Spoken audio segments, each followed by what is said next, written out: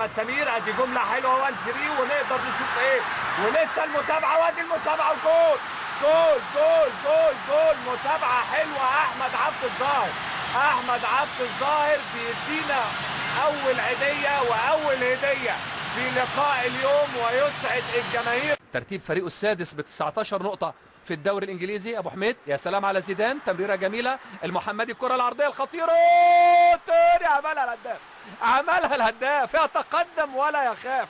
هو مولود عشان يسجل اهداف سبحان الله، هو من مواليد منطقة الجزاء، ولد في منطقة، بيقول لك في حوش عيسى، بيقول لا هي مش عفوا لحوش عيسى، عفوا لدمنهور. حكم صاحب اللياقة قال لك صاحب الهدف الآن هو زيدان، صاحب الهدف الآن هو زيدان، ويخلع قميص على أمل أن تكون فرحة وعودة جيدة للنجم الكبير موهوب كرة القدم المصرية. هل هي صافرة النهاية أم ماذا يا زيدان؟